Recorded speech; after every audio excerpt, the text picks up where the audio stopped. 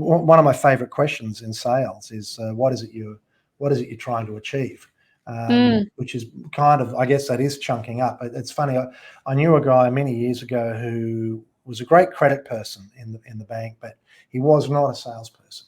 But he did say he always liked to ask people, what are they trying to achieve? And when I first thought, oh, mate, you don't know, what would you know? You don't know what you're talking. But actually, it's a very powerful question, because it is a way, now that I understand what chunking up is, it is a way of getting to the very high level of, here's what I'm trying to achieve. I want to sell my business in 5 years' time. Then there's all these micro problems, down the way. In our world, it might be, look, I've got the tax office has got a gun at my head. I've got some staffing problems. I need some working capital. But if you start with, look, where are we trying to get to?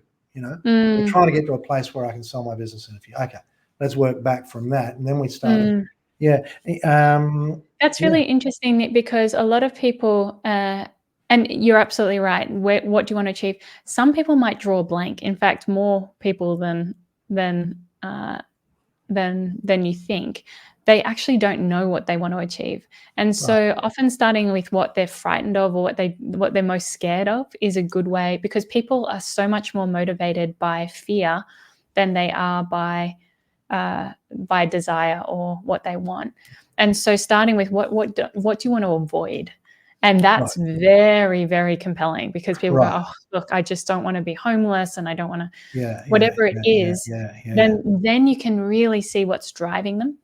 Very few people, because some people are towards people and some people are away people, and towards people are working towards their vision. Away people are running away from what they're most frightened of. And what we find is most people are running away from what they're most frightened of.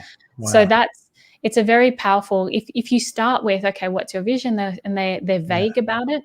You can say, redirect it and say, well, let's have a look at what we want to avoid, because they'll be very clear on that.